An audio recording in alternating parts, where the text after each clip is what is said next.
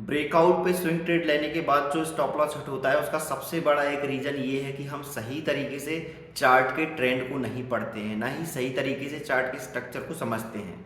देखिए होता क्या है, स्विंग ट्रेडिंग जनरली हम डेली कैंडल के बेसिस पे ले लेते हैं, ठीक है। और बहुत ही हड़बड़ाहट में और जल्दी में लेते हैं ज़्यादातर लोग, क्योंकि कई बार क्या होता है ब्रेकआउट आया एंटर कर जाते हैं या फिर नेक्स्ट डे भी एंटर करते हैं, लेकिन उस हड़बड़ाहट में वो सही तरीके से ट्रेंड को नहीं पढ़ते हैं चार्ट के, ठीक है, कि ट्रेंड किस तरफ है। अब ट्रेंड का मतलब ये है वो डेली ट्रेंड तो देखते हैं कि डेली बेसिस पे ट्रेंड चार्ट का किस तरफ है, ठीक है, स्ट्रक्चर किस तरह का है। लेकिन वीकली बेसिस पे भी यहाँ पे देखना इसलिए ज़रूरी है क्योंकि हम जब भी कोई स्विंग ट्रेड लेंगे तो एटलीस्ट 2 हफ्ते के लिए, 2 वीक के लिए तो हम होल्ड करेंगे ट्रेड को, ठीक है।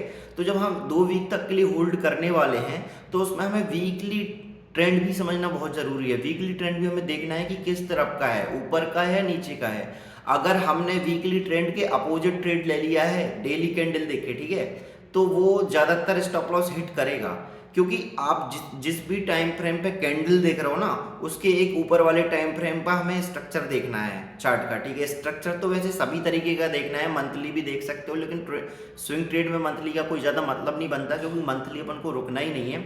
लेकिन वीकली स्ट्रक्चर जरूर देखना है। ऐसा तो नहीं कि वीकली में बहुत ही वीक स्ट्रक्चर है, केवल स्पाइक आया है एक छोटा सा डेली में और आपने उसमें कोई कैंडल देख ली और एंटर कर गए, तो ये भी एक बहुत बड़ा रीजन है कि ट्रेंड, ओवरऑल ट्रेंड हमें जरूर पकड़ना है सही तरीके से। क्योंकि ब्रेकआउट ट्रेडिंग, खासकर जब भी आप किसी भी ब्रेकआउट पर ट्रेड लेते हो स्विंग ट्रेड, तो हमें ट्रेंड को जरूर देखना है। अगर ट्रेंड के अपोजिट ट्रेड लोगे तो आपका स्टॉप लॉस हिट होना ऑलमोस्ट पक्का है, ठीक है।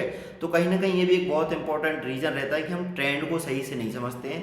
तो खासकर ब्रेकआउट ट्रेडिंग में हमें ट्रेंड पहले पढ़ना है कि मार्केट का तो ठीक है, उस स्टॉक का खासकर जिसमें हम हैं कि उसका ट्रेंड किस तरफ है, उसका ट्रेंड पॉजिटिव है निगेटिव है, उस ट्रेंड की तरफ ही हमें ट्रेड लेना है। तभी ज़्यादातर आपके जो स्टॉक हैं, जो ट्रेड हैं, वो सक्सेस हो पाएंगे। थैंक यू दोस्तों।